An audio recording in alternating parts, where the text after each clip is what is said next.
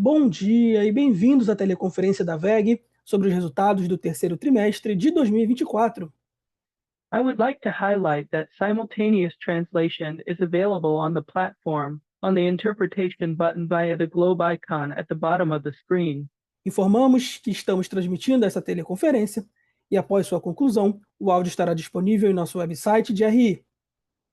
Durante a apresentação da companhia, todos os participantes estarão com o microfone desabilitado. Em seguida, daremos início à sessão de perguntas e respostas.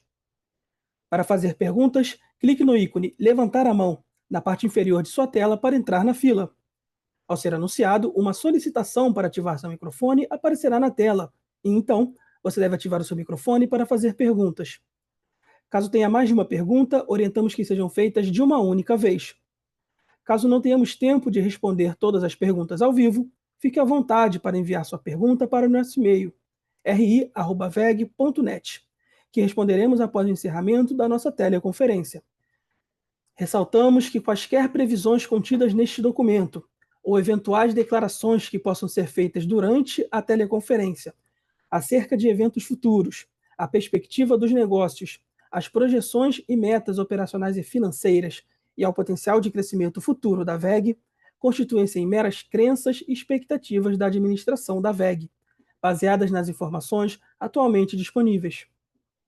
Estas declarações envolvem riscos e incertezas e, portanto, dependem de circunstâncias que podem ou não ocorrer. Investidores devem compreender que condições econômicas gerais, da indústria e outros fatores operacionais podem afetar o desempenho futuro da WEG e conduzir a resultados que diferem materialmente daqueles expressos em tais considerações futuras. Conosco hoje, em Jaraguá do Sul, estão André Luiz Rodrigues, diretor superintendente administrativo financeiro, André Meneghetti Salgueiro, diretor de Finanças e Relações com Investidores, Wildson Watzko, diretor de Controladoria, e Felipe Scopel Hoffmann, gerente de Relações com Investidores. Por favor, senhor André Rodrigues, pode prosseguir. Bom dia a todos. É um prazer estar com vocês mais uma vez para a teleconferência dos resultados da WEG. Começo com os destaques do trimestre no slide 3, onde a receita operacional líquida cresceu 22,1% em comparação com o terceiro trimestre de 2023. No Brasil, apresentamos crescimento com continuidade das entregas e soluções ligadas à transmissão e distribuição, além da melhora da demanda dos negócios de motores elétricos de baixa tensão, redutores e motores comerciais e appliance, apesar do menor nível de receita dos negócios de geração eólica e solar. No mercado externo, o crescimento de receita foi suportado principalmente pelo bom volume de entregas na área de transmissão e distribuição na América do Norte, além da continuidade da boa atividade industrial, com destaque para os segmentos de óleo e gás e água e saneamento. Adicionalmente, lembramos que a consolidação dos negócios recém-adquiridos de motores industriais e geradores das marcas Marathon, Rotor e Champ impactou positivamente o desempenho do trimestre. O EBITDA atingiu 2,2 bilhões, apresentando um crescimento de 27,9% em relação ao terceiro trimestre de 2023. A margem EBITDA encerrou o trimestre em 22,6%, um crescimento de 1,1 ponto percentual em relação ao mesmo período do ano passado. Ao longo da apresentação, o André Salgueiro dará mais detalhes sobre esses pontos. Enquanto o ROIC atingiu 37,1%, um aumento de 1,7 ponto percentual em relação ao terceiro trimestre de 2023. Como podemos ver em mais detalhe no próximo slide, onde o crescimento da receita e a manutenção das margens operacionais saudáveis mais do que compensaram o crescimento do capital investido, cuja expansão é explicada majoritariamente pela aquisição realizada e pelos investimentos em ativos fixos no período. Um ponto importante a destacar é que o ROIC foi impactado positivamente pelo reconhecimento de incentivos fiscais reconhecidos no quarto trimestre de 2023. Desconsiderando este efeito não recorrente, o ROIC seria de 34,3%. Passo agora a palavra para o André Salgueiro continuar.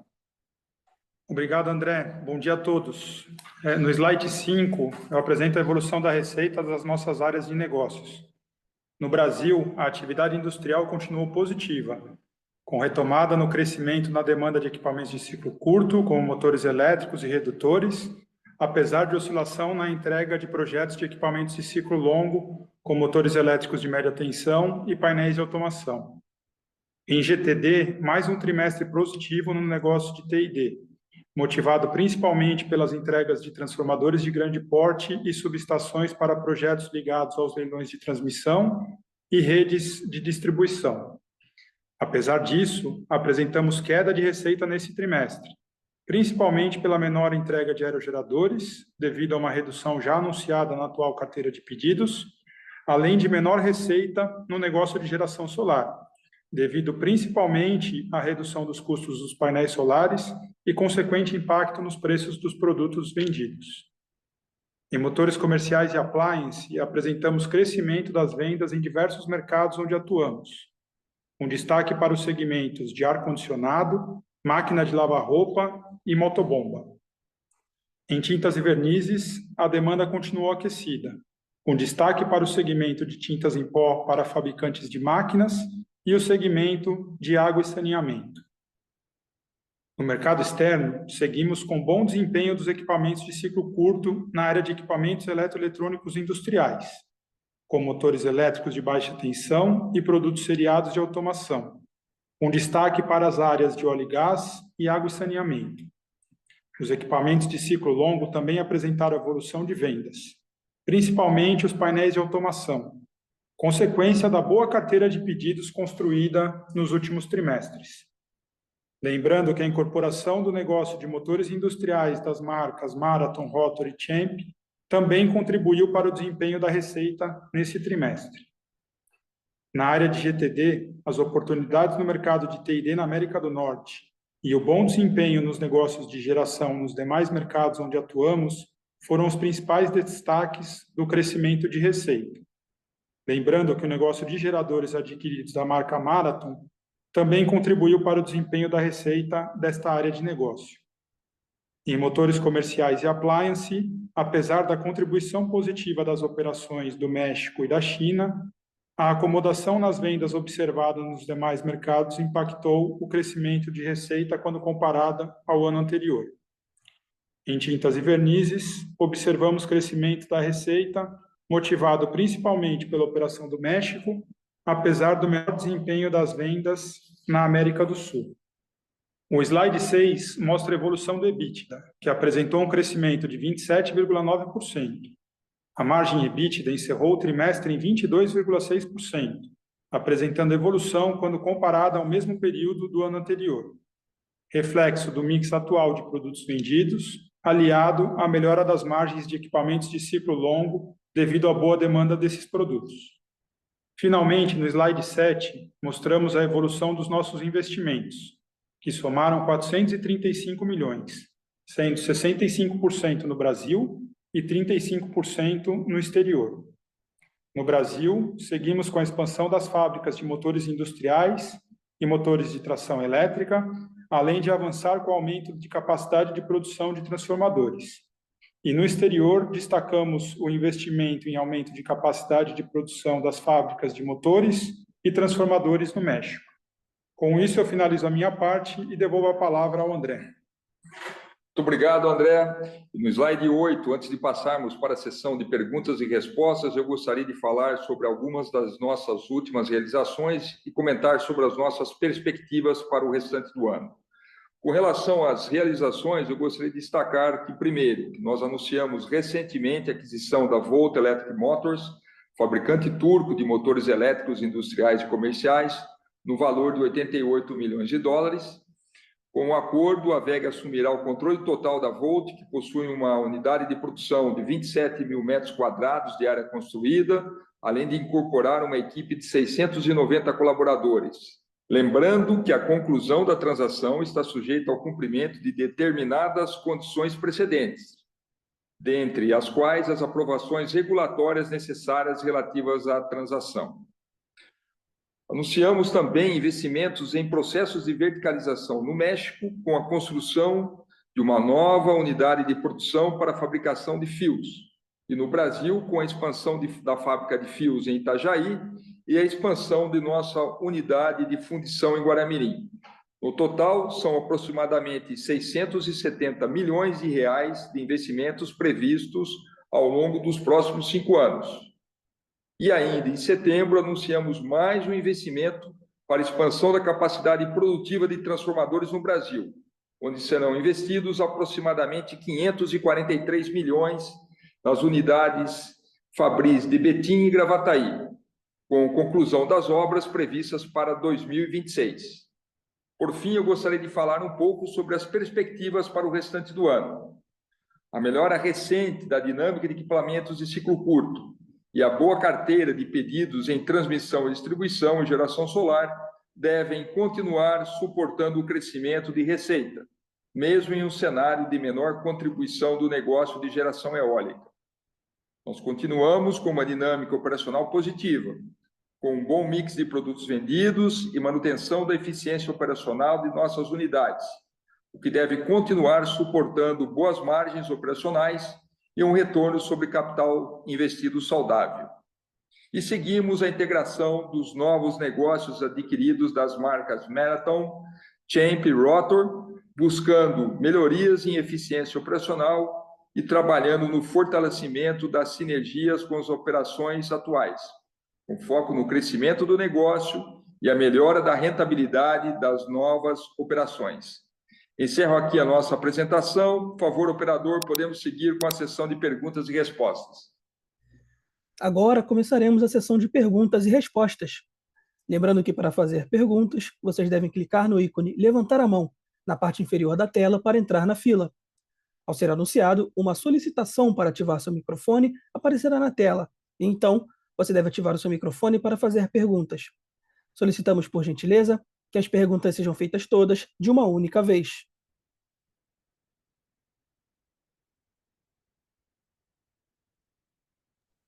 Dando início, a nossa primeira pergunta vem do Daniel Gasparetti, Itaú BBA. Daniel, enviaremos o comando para habilitar seu áudio. Pode prosseguir, por favor.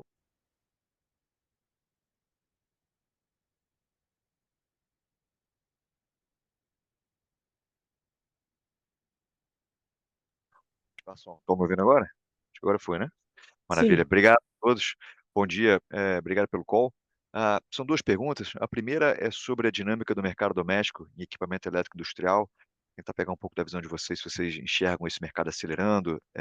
Vocês comentaram um pouco da concentração de entregas, acabou na parte do ciclo longo tendo um pouco menos agora. Então, entender como é que vocês estão vendo o ramp-up dessa linha para os próximos meses e próximos trimestres. E a segunda é entender um pouco mais sobre a dinâmica das despesas de SG&A e outras despesas com percentual das receitas, né? A gente notou que teve um incremento relevante nesse trimestre, quando comparado ao segundo TRI e também ao terceiro TRI do ano passado. Como vocês mencionaram no release, tem muito a ver ali com a questão da integração da Marathon e despesas de frete, mas eu queria entender um pouco como é que vocês enxergam a trajetória disso ao longo dos próximos trimestres, se essas são as sinergias que a gente deve ver sendo capturadas, que realmente o crescimento da margem bruta chamou muita atenção.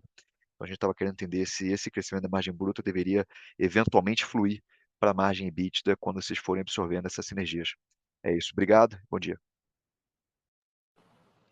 Gasparetti, bom dia. O André Salgueiro aqui. Eu vou responder a primeira pergunta aqui sobre o desempenho de equipamento eletroeletrônico industrial, mercado interno, e depois o André endereça a parte do SG&A. Na verdade, a parte ali, aqui, né, do mercado interno de equipamento eletroeletrônico industrial, a gente viu um crescimento, mas com uma dinâmica um pouco diferente entre a demanda de ciclo curto e ciclo longo, né? A gente colocou isso ali no release, e na prática a gente está vendo uma dinâmica de ciclo curto positiva, então uma dinâmica que já vinha boa nos primeiros trimestres do ano para a parte de redutores e a parte também dos produtos seriados de automação. E a gente viu isso acontecer agora também no terceiro trimestre para o negócio de motores industriais. E a visibilidade que a gente tem, a gente sempre fala que ciclo curto, né, a carteira ela é relativamente curta, mas ela sinaliza essa boa dinâmica aqui para os próximos meses, né? Então, essa parte aqui de equipamentos industriais, sim, um cenário positivo. e deveria continuar crescendo ao longo dos próximos trimestres. Por outro lado, quando a gente olha a parte de ciclo longo dentro de equipamentos industriais, a gente tem uma situação de um crescimento menor ou eventualmente até uma pequena queda, mas muito por conta da concentração da entrega de alguns projetos importantes que aconteceram ano passado. A gente teve alguns projetos de papel e celulose, alguns projetos grandes que eles não se repetiram esse ano, né? Então, a gente teve essa dinâmica que essa parte de ciclo longo ela ficou um pouco abaixo do terceiro trimestre do ano passado. Então, quando a gente olha aqui para a dinâmica de ciclo longo, a gente vê uma melhora. Óleo e gás continua relativamente positivo. A gente tem sinalização que alguns projetos de papel e celulose devem entrar aí no pipeline para os próximos trimestres, mas aqui a gente está olhando mais, eventualmente, uma carteira que está sendo construída já para o ano que vem. Tá? Então, eu diria que a dinâmica está mais positiva agora no curto prazo para ciclo curto, mas com essa dinâmica aí sendo construída também do ciclo longo para o ano que vem. Vamos lá, Gaspareto, obrigado pela pergunta, André Rodrigues. Quando a gente fala um pouquinho sobre o comportamento das despesas de vendas gerais administrativas no trimestre, basicamente nós tivemos 3 principais eventos que levaram esse aumento nesse terceiro trimestre de 2024. Mas, sem dúvida, o principal motivador foi o aumento dessas despesas, foi a consolidação dos negócios de motores industriais geradores adquiridos da Marathon. A gente precisa lembrar que isso não estava na base de comparação do ano passado, e se a gente exclui esses valores da base de comparação, o comportamento dos negócios da WEG sem aquisição vieram praticamente em linha, mas com aumento, sim, em despesas de venda. Nós estamos passando por um momento aí de aumentos de frete ao longo dos últimos meses, né? Globalmente, e isso acabou impactando de uma maneira geral, as nossas despesas de vendas dividido pelas receitas, né? Que praticamente isso até é quase um custo proporcional. Quanto mais se vende, se aumenta as despesas, e isso a gente sempre analisa também dividido pela receita. E a gente também não pode esquecer, né, o impacto do câmbio. No trimestre, nós tivemos aí uma desvalorização do real em cerca de 13%, e quando nós consolidamos as despesas fora do Brasil, em outras moedas, ou em dólar, em real, nós também temos esse impacto. E agora um pouco sobre o futuro, né? Sem dúvida, nós, conforme apresentamos o WEG Day, nós estamos falando, o processo de integração da Marathon já está ocorrendo, né? E ao longo dos próximos trimestres, a gente espera ter algumas otimizações que vão trazer benefício dessas despesas como um todo. Perfeito, André. Obrigado pelas explicações. Bom dia a todos. Continuando, a próxima pergunta vem do Lucas Lag, XP. Lucas, enviaremos o comando para habilitar seu áudio. Peço que aceite, por favor. Pode prosseguir.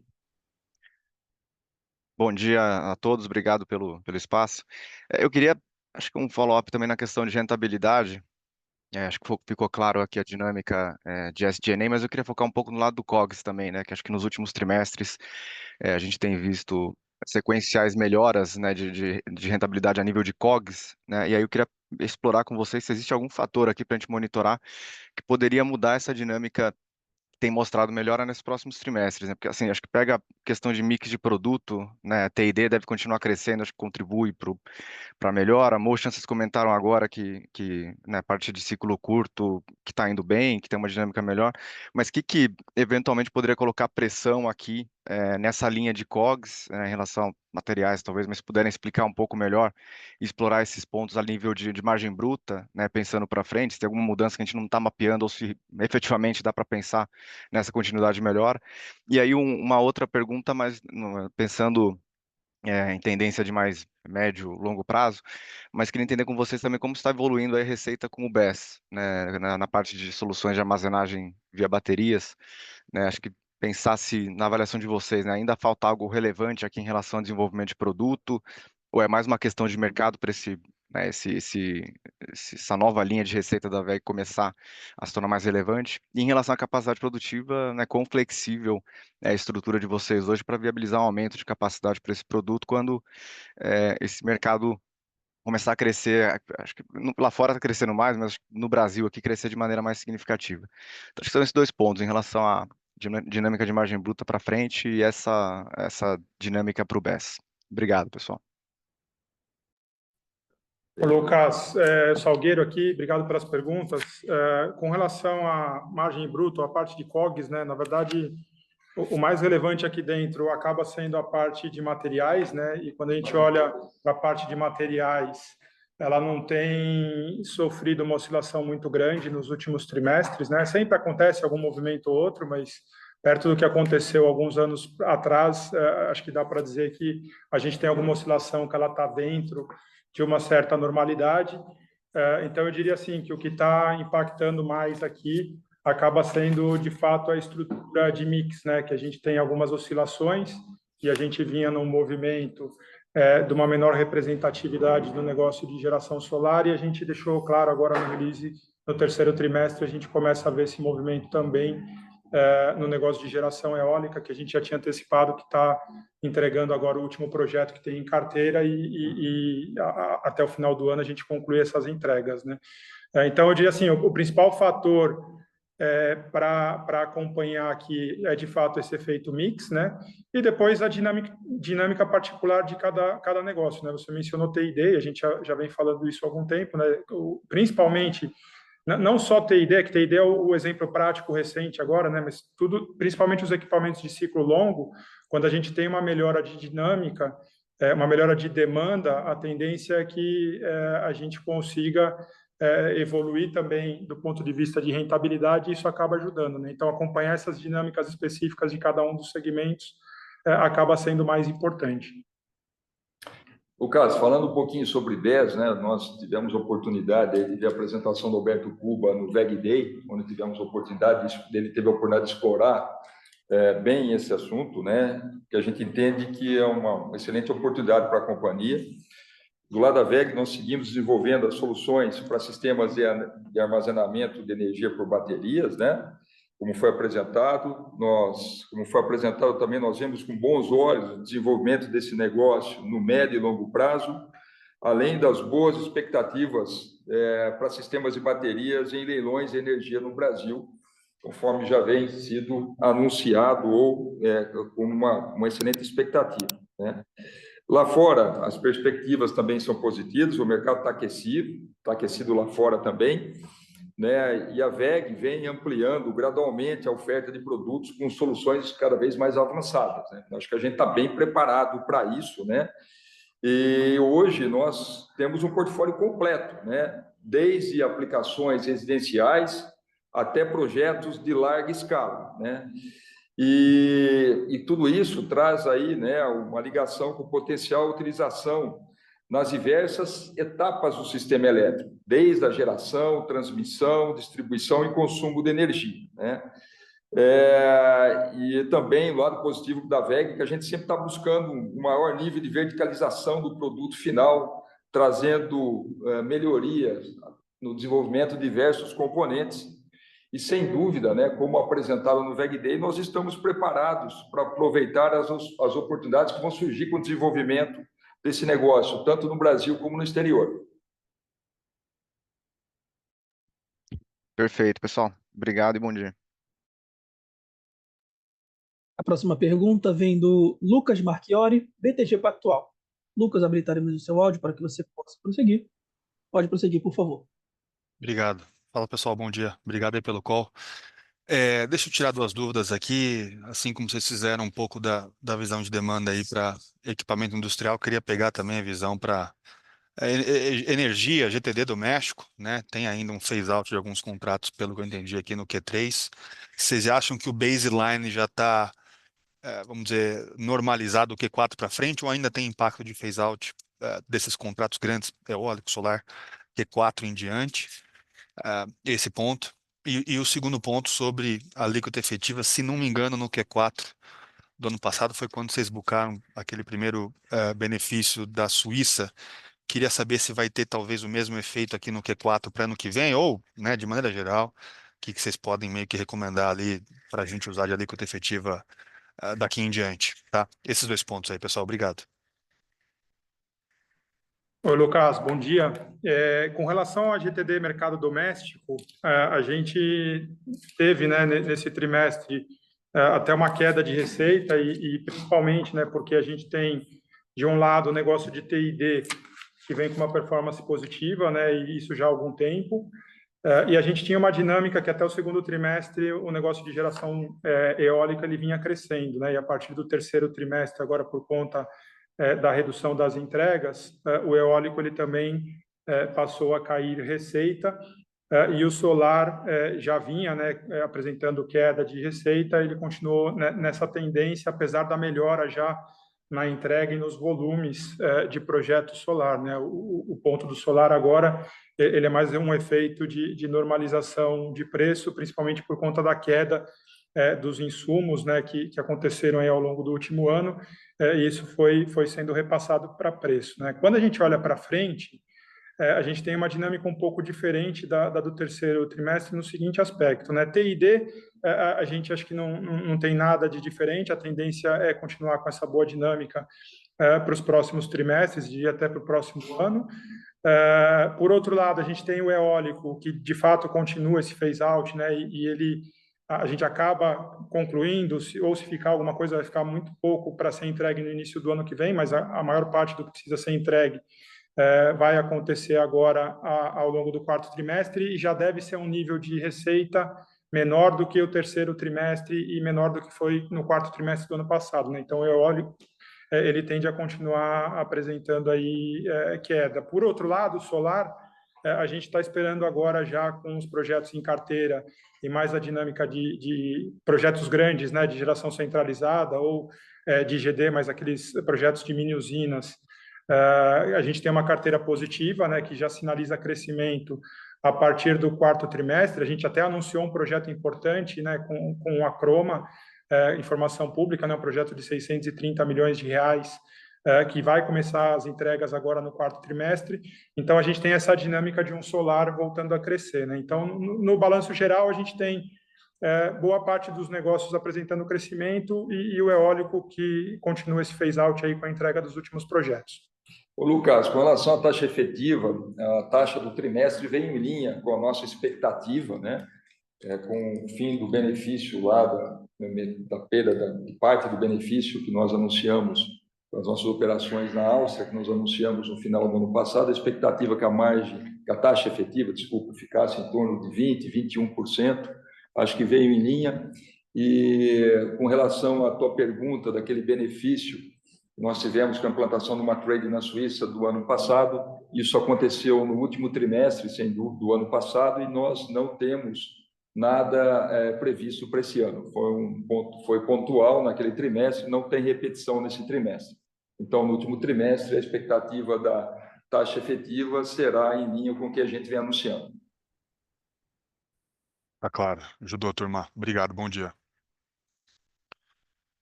Próxima pergunta vem do João Friso, Goldman Sachs. João, habilitaremos o seu áudio para que você possa prosseguir. Pode prosseguir, por favor. Bom dia, pessoal. Obrigado por pegarem minhas perguntas. Duas aqui do meu lado, rapidamente. A primeira é com relação à expectativa de CAPEX para os próximos anos, né? A gente viu aqui o anúncio, né, que vocês vão fazer um aporte aí de quase 2 bilhões, né, na parte de BES nos próximos anos, né, até 2029. Então, eu queria pegar a visão de vocês daqui para frente, né? Historicamente, vocês fizeram 3 a 5% da receita como CAPEX. Queria entender se a ideia é seguir nesse range, se a gente deveria esperar um pouco mais no topo, ou no mid em geral. A segunda pergunta, pessoal, queria ouvir um pouco da dinâmica competitiva no segmento de GTD nos Estados Unidos. Tá, assim, é um segmento que está super aquecido, né? Então, assim, tem sido um grande driver de crescimento para vocês, mas eu queria entender um pouquinho melhor aí, vocês que estão on the ground, como é que está a competição. Obrigado. Oi, João, obrigado pela tua pergunta. Eu acho que eu gostaria de aproveitar essa pergunta, esclarecer uma notícia que foi veiculada ontem num evento da Nova Indústria Brasil, um evento que foi feito, promovido pelo governo federal, onde foi vinculado que a WEG investiria 1,8 bilhão de reais nos assuntos ligados à missão 3 de transição energética. Essa informação foi prontamente corrigida, porque, na realidade, o 1,8 bilhão é o valor que nós investimos ou nós anunciamos como investimento relacionados à missão 3 e não do que a WEG investirá no futuro. Então, acho que esse é o primeiro ponto. Com relação ao CAPEX para 2025, A gente sempre tem trabalhado aí com uma margem de investimentos em torno de 3 a 5% da receita. João, nós estamos ainda finalizando todo o processo de orçamento para o ano que vem. Acho que já tem aí uma boa quantidade de investimentos, sobretudo em T&D, que foram anunciados. Nós tivemos a oportunidade de atualizar também no VEG Day. E eu acho que quando a gente finalizar esse exercício de orçamento, a gente vai ter dados mais precisos, mas, sem dúvida, né, como a gente já vem anunciando, é um aumento com relação ao que nós anunciamos com uma expectativa de 1,9 bilhão de reais globalmente de investimentos na companhia. Mas assim que esse número tiver fechado, a gente vai divulgar plenamente para vocês. Ô, João, com relação à parte de GTD, né, acho que a pergunta foi mais focada em Estados Unidos, mas até olhando para GTD, mercado externo como um todo, tem sido, né, a área de negócio que mais cresce aí nos últimos trimestres já há algum tempo, e principalmente por conta da boa dinâmica do negócio de T&D, e aí aqui T&D dá para dizer que sim, tem uma visão mais construtiva, mais positiva para o mercado americano, mas também com uma performance boa em México, Colômbia e África do Sul, né, onde a gente tem operação fora do Brasil. E a gente tem uma dinâmica dos negócios de geração também, onde a gente tem presença, que inclui Estados Unidos, que estão performando relativamente bem. Mas o peso de T&D dentro do GTD mercado externo ele é muito maior do que no mercado interno, né? Então, boa parte dessa boa dinâmica ela é reflexo da demanda positiva aí de T&D. E aqui é um pouco o discurso que a gente já vem passando há algum tempo, né? Que essa dinâmica ela está positiva e já faz algum tempo, e ela melhora a cada trimestre, e a sinalização aqui é uma sinalização de médio e longo prazo, né? Então, a gente não deveria ver nenhuma mudança com relação a essa dinâmica no curto prazo, até porque a gente já tem boa parte da carteira de pedidos para o ano que vem, eventualmente alguma coisa já sendo construída para 2026, e a gente continua vendo aí uma procura pelos transformadores, por todos os equipamentos aqui dentro de T&D, bastante positiva. Então, isso deveria continuar ao longo dos próximos trimestres. Maravilha, pessoal. Muito obrigado e um bom dia. Continuando, a próxima pergunta vem do Rogério Araújo, Bank of America. Rogério, habilitaremos o seu áudio para que você possa prosseguir. Pode prosseguir, por favor. Oi, senhores, bom dia. Obrigado aí pela oportunidade. Eu queria explorar um pouquinho a tendência de margem e os fatores que têm influenciado. A gente percebeu praticamente 4 fatores que estão positivos aí, pensando tri contra tri, né, no terceiro tri. Um deles é a depreciação do real, né, tem 7% de depreciação aqui tri contra tri, suportando margem de exportação. O segundo é T&D, com essa dinâmica positiva que vocês acabaram de falar. A gente tem visto peers globais também com essa dinâmica. E o terceiro é esse mix menor de energia renovável. E o quarto é uma recente melhora de demanda de motor elétrico, que vocês também mencionaram no release.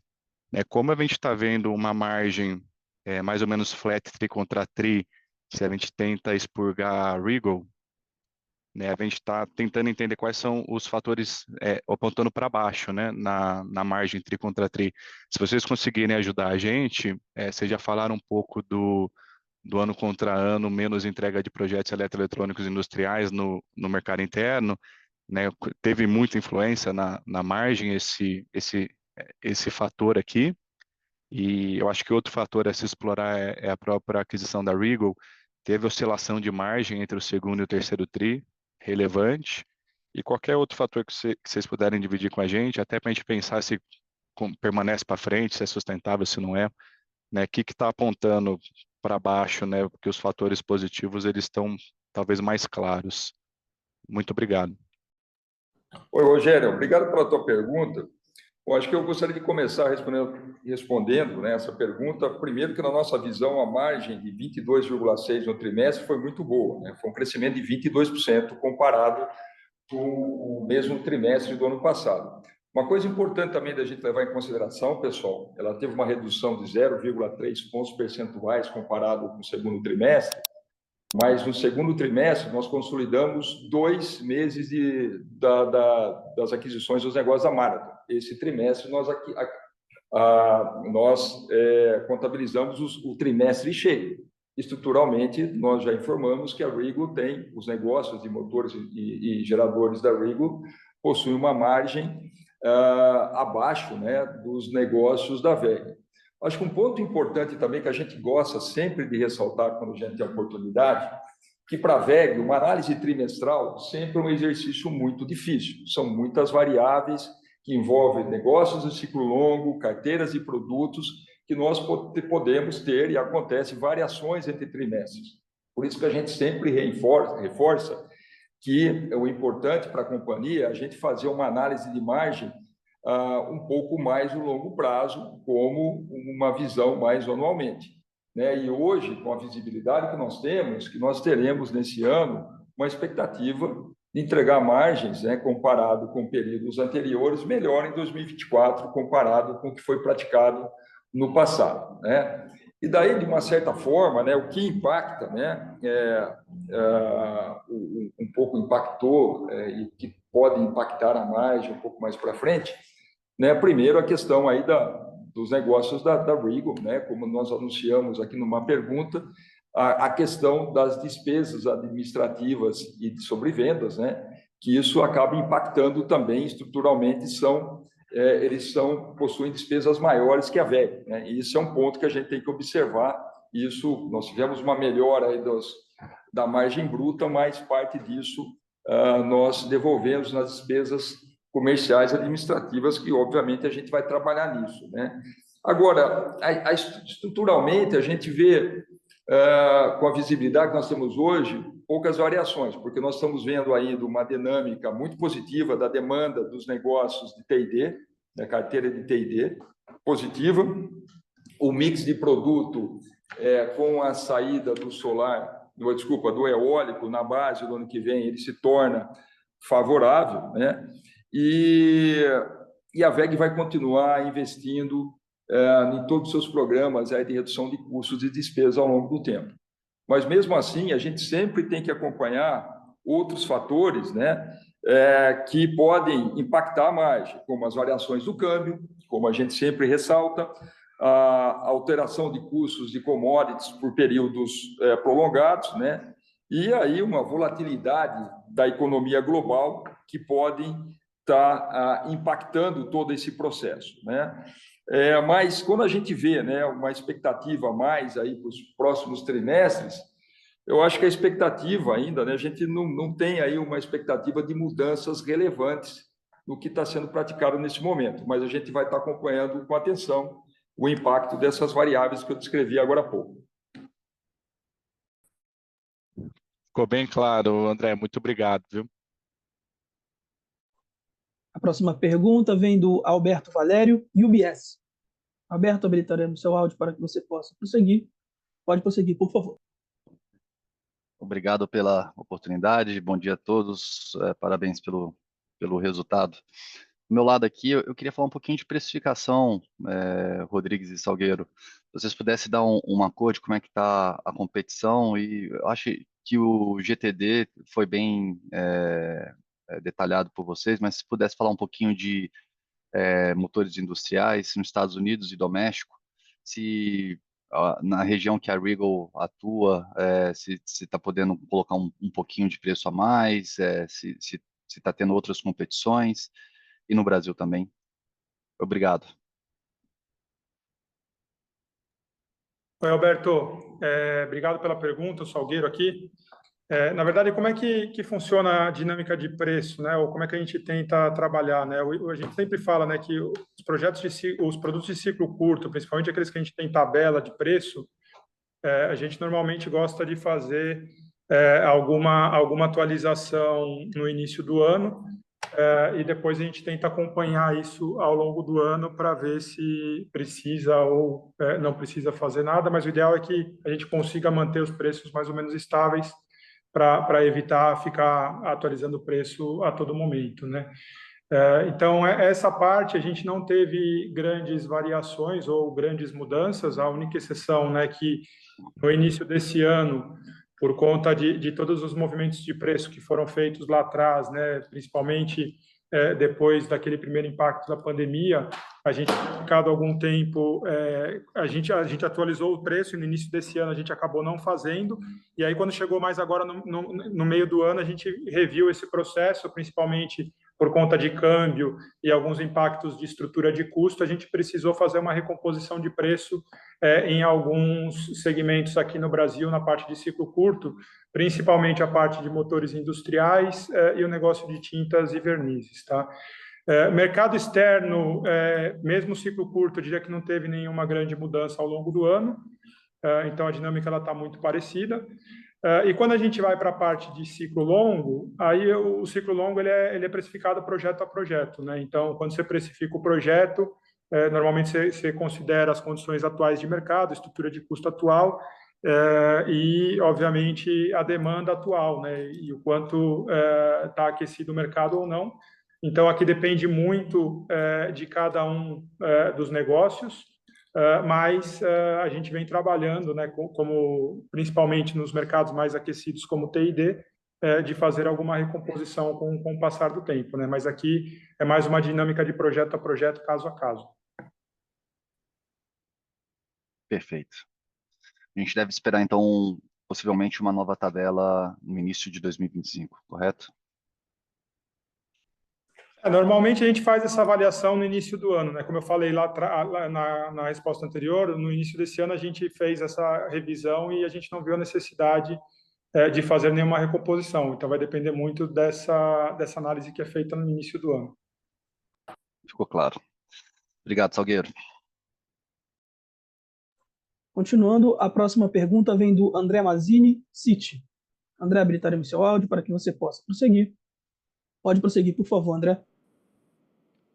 Obrigado, Rodrigues Salgueiro, aqui pelas perguntas, também duas. A primeira, sobre esse news flow que a gente tem visto da diminuição na ambição das montadoras na velocidade de adoção de veículos elétricos, né? Mais recentemente, agora esse mês, a gente viu a Volvo, né, que é uma montadora sempre muito preocupada com emissões, dizendo que não vai conseguir chegar no target lá de veículo 100% elétrico, no line-up deles em 2030. Antes disso, o GM também tinha prometido 100% elétrico em 2030 e já disse que não consegue.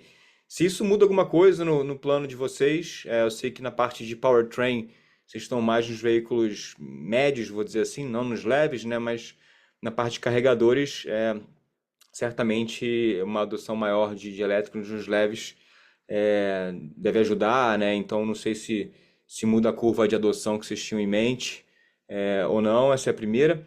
E a segunda também, follow-ups então na parte de margem, né? Vocês falaram das sinergias na verdade que a queda de margem, leve queda de margem EBITDA, aumento do SG&A sobre receita, teve a ver com a consolidação da Marathon, mas o que vocês estão vendo de sinergias aí para curto prazo e timing disso? E na parte do frete, que vocês também comentam, se isso é um aumento do preço do frete, a gente viu algumas rotas de containers, como da Ásia para a América, realmente aumentando, né? Então, se foi esse aumento de preço de frete de container, por exemplo, que vocês estão comentando ali. Obrigado. Oi, Mazzini, bom dia, obrigado pelas perguntas. Com relação à dinâmica de veículos elétricos, né, acho que a resposta curta é que não muda a nossa estratégia, né? E por alguns aspectos, né? Na verdade, a gente tem acompanhado e acho que muito dessa discussão ela está centrada principalmente nos veículos 100% elétricos, né? Mas a gente acredita que uma parte do mercado, e aí se discute, né, qual parte do mercado vai ter algum componente de elétrico, principalmente os veículos híbridos, né, que na nossa visão faz muito sentido, e o híbrido plug-in é um veículo que ele precisa ser carregado e ele demanda toda a infraestrutura de recarga, seja para recarga, né, em casa, no escritório, ou até mesmo para uma recarga rápida numa estrada ou num trajeto, né? Então, a gente continua focado no desenvolvimento desse negócio e a gente até comentou sobre ele, né? Na apresentação do Cuba no VEG Day, com todo o portfólio de produtos de estações de recarga. E o negócio de estações de recarga, a gente atende todo o mercado, né? Desde o veículo leve até o veículo pesado, e a gente vai continuar desenvolvendo esse negócio. Com relação a powertrain, o nosso foco sempre foi os veículos pesados, tanto a parte, né, dos caminhões de médio porte, pequeno médio porte para entregas urbanas, mas principalmente, né, agora com o desenvolvimento do mercado de ônibus aqui no Brasil, e esse mercado ele tende a continuar se desenvolvendo, né? Então a gente vê um interesse na continuidade do desenvolvimento desse mercado. A gente tem aí de tempos em tempos anunciado alguns projetos em prefeituras espalhadas por todo o Brasil, né? Então é uma dinâmica ainda que está no início, uma demanda que está numa curva ainda inicial, mas que tende a aumentar ao longo do tempo. E aqui a gente tem, lembrando, né, a gente tem a oportunidade de oferecer não só o powertrain, mas também os packs de bateria e toda a inteligência ali do BMS, né, que é o software que controla todo o fluxo de energia no ônibus. Então, é uma oportunidade grande para a gente desenvolver esse mercado aí ao longo dos próximos anos. Oi, Mazini, falando um pouquinho sobre como está avançando a integração com a Marathon, né, que a gente já descreveu que é uma jornada que começou desde o momento que a gente concluiu o closing, vai avançar ainda por alguns anos, né, mas acho que a gente está focado em praticamente aí 3 frentes muito importantes, né? Eu acho que a primeira delas é ações de curto prazo de ganhos de competitividade, né? E com isso a gente já começou a buscar otimização e padronização de processos e materiais. Então, no início dessa jornada, mas a gente já está buscando essas oportunidades. Uma coisa importante também é a revisão de todo o processo de supply chain, com homologação de fornecedores e trazendo mais oportunidades de negociação global, pelo tamanho hoje, né, que a WEG tem na compra de principais componentes e materiais. Também nós já identificamos e vamos começar a trabalhar em melhorias de processos, né, tanto para estamparia e bobinagem da fabricação de motores. Acho que isso pode trazer, sim, ganhos ao longo do próximo ano. E, sem dúvida, a oportunidade de melhor gerenciamento de estoques, né? E tudo isso está sendo feito da maneira da WEG, com criação de comitês e um grupo profissional de integração, né? Uma coisa importante também, essa é uma primeira frente muito mais voltada aí às questões de chão de fábrica, né, dos processos industriais, mas, sem dúvida, a frente comercial também é muito importante, né? E aí, eu acho que a gente já também falou sobre isso, né? Desde o início da aquisição, a gente está fazendo um trabalho muito forte de melhoria do relacionamento com os representantes comerciais da Marathon, que tinham, de certa forma, tinha uma estrutura diferente nos Estados Unidos, aqui muito mais voltada aos Estados Unidos, com a estrutura comercial da WEG, né? Nós temos bons representantes que têm bastante experiência, né? E com um excelente relacionamento com os clientes locais, a gente está reforçando isso, e eles são essenciais, esse projeto de recuperação. Nós temos ações voltadas aí à distribuição de estoque. A WEG tem o diferencial da WEG, sobretudo na América do Norte, é a proximidade dos nossos níveis de estoque com os nossos clientes, e a gente sentiu que também, reforçando essa proximidade com os representantes, vão trazer boas oportunidades para a WEG no futuro, né? Além, sem dúvida, de buscas de simplificação de linha de produtos para reduzir complexidade de componentes e melhorar a cadeia de suprimentos e, consequentemente, vai trazer aí uma otimização de estoque. E a última frente, né, digamos assim, de maneira muito simplificada, com relação a tudo que envolve as estruturas administrativas. Nós já estamos em fase de implantação na América do Norte do nosso modelo do WEG Business Services, para tratar, de certa forma, de serviços transacionais. Isso até o final desse ano, começo do ano que vem, a gente já começa a implementar, ou praticamente termina de implementar no começo do próximo ano, o nosso modelo, e isso vai trazer também redução de custo e melhoria da eficiência dessas atividades transacionais. E ao longo do próximo ano, com o carve-out, os sistemas de informação e com o início das implantações do nosso ERP globalmente, que isso vai levar mais tempo, né? Ao entorno de 2 anos e meio, também a gente vai poder ter mais sinergias e também melhoria da estrutura de margens dos negócios adquiridos da Marathon. E, rapidamente também, né, voltando no assunto da margem, né, como eu disse agora há pouco, a gente não tem uma expectativa de mudanças relevantes de margem no curto prazo, né? Alguns pontos têm que ser observados, como eu disse, mix de produtos, né? mas o lado positivo é que a gente continua com uma boa demanda de produtos de ciclo longo e vamos continuar observando aí o que pode trazer oscilações que são comuns à nossa indústria, como os assuntos, como os pontos que eu coloquei, são as variações do câmbio, essas volatilidades sempre acabam atrapalhando no curto prazo a margem, né, a alteração do custo das commodities e como vão se comportar aí essas questões aí de, eventualmente, uma volatilidade em algumas economias que a gente opera ao redor do mundo. Claríssimo, Rodrigo. Só um follow-up rápido. Na parte do frete, que vocês comentaram também ali no parágrafo de G&A, é esse frete marítimo via container que deu uma aumentada ou foi alguma outra coisa? André, de maneira geral, né, o frete nas regiões, o frete marítimo sem dúvida, mas também fretes internos nas localidades que nós operamos também tiveram alguns ajustes. Tá ótimo, perfeito. Obrigado, Rodrigo Salgueiro. A próxima pergunta vem do Marcelo Mota, de JP Morgan. Marcelo, habilitaremos seu áudio para que você possa prosseguir. Pode prosseguir, por favor. Bom dia, gente. Obrigado. A pergunta é sobre a questão de tarifas nos Estados Unidos, né? Tem aí essa discussão de eleição e como é que fica aí a questão de tarifamento do que é talvez fora dos Estados Unidos ou fora de USMCA, né? Então, entender um pouco como é que vocês estão posicionados, se vocês têm visto alguma coisa diferente lá em loco do que sai aí na mídia e quais medidas vocês poderiam tomar para remediar, enfim, mudar a produção, concentrar mais Estados Unidos e México, entender ali para, enfim, não ser impactado nessa questão somente do T&D que está bem forte. Obrigado. Mota, bom dia, Salgueiro aqui. Assim, ó, é difícil falar do assunto, né, sem a definição sobre ele. Obviamente, a gente está acompanhando aí tudo o que está acontecendo em relação aos Estados Unidos, mas a gente sempre gosta de ter a definição para depois, eventualmente, tomar alguma ação, né?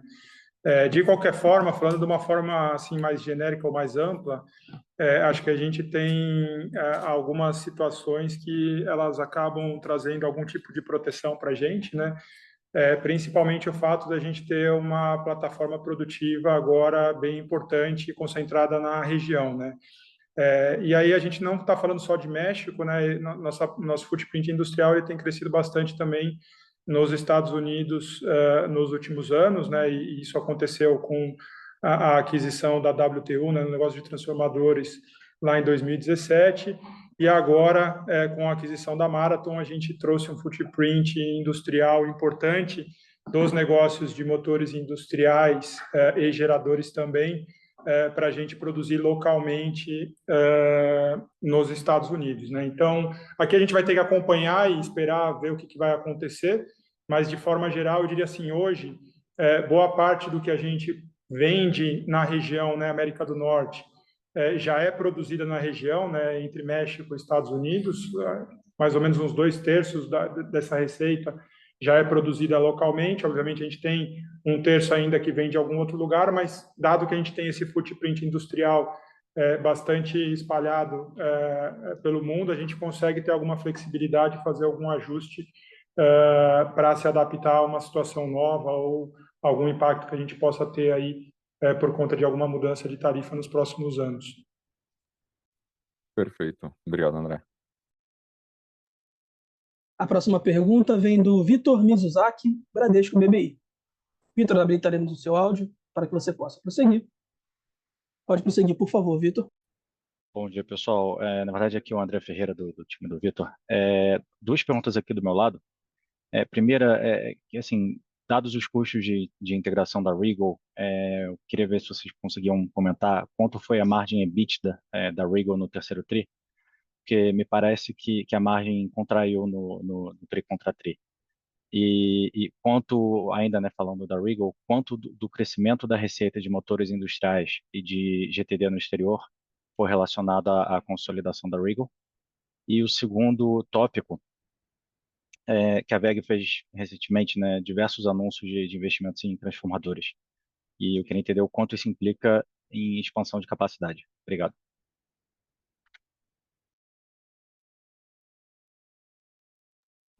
Oi, André, bom dia. Com relação a aquisição, né, a Regal, a gente, na prática, não abre, né, não está abrindo a rentabilidade das operações. Acho que, de forma geral, né, o que o André comentou aqui já na resposta, é que, e a gente até, quando anunciou a aquisição, né, a gente divulgou esse número, é uma operação que roda com nível de margem abaixo, bem abaixo, né, da nossa margem média. Então, a gente tem aqui um trabalho para conseguir, né, melhorar essa rentabilidade ao longo dos próximos anos, com base em tudo que o André Rodrigues já mencionou aqui numa das respostas anteriores, tá?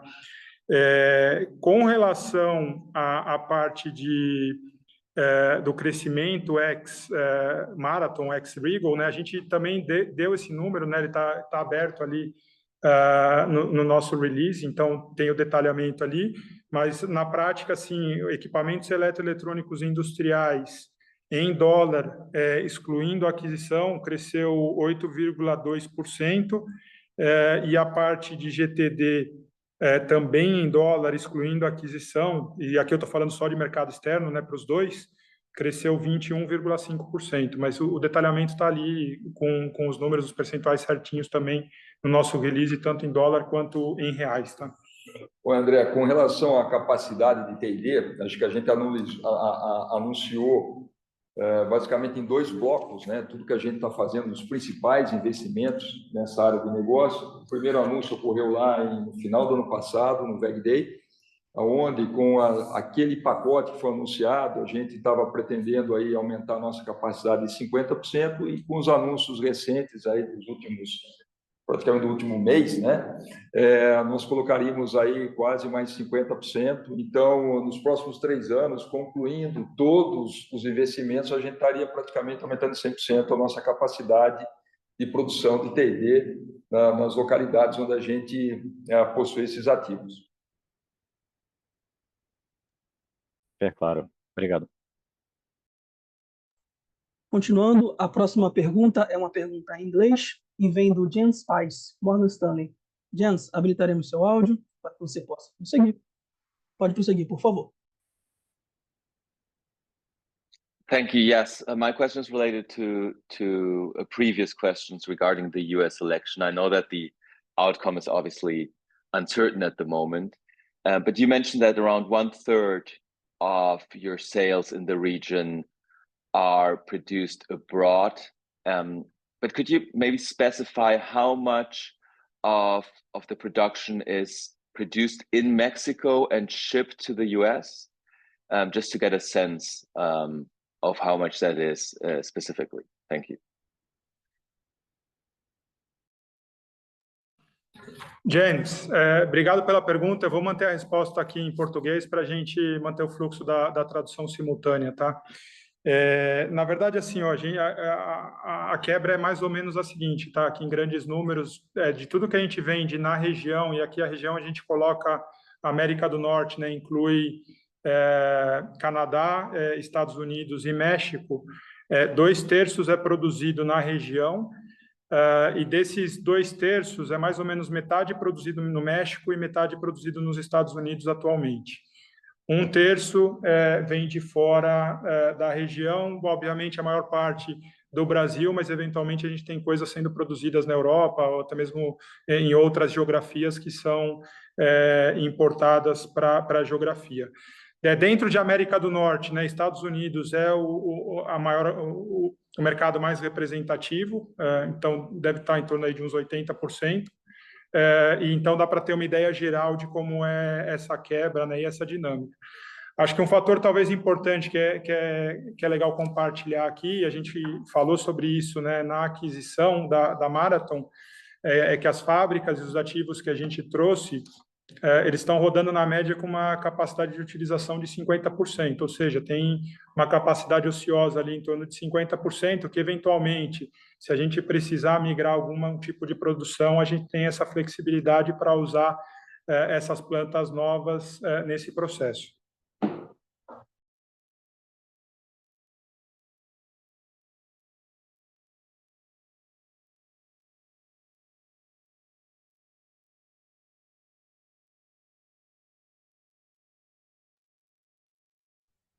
Perfect. Thank you.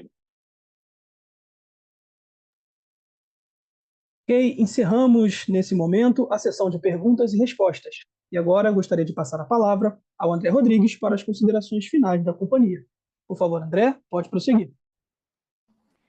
Olá a todos mais uma vez, muito obrigado pela participação, desejo um excelente dia a todos. Até breve. A teleconferência da WEG está encerrada. Agradecemos a participação de todos. Tenham um bom dia.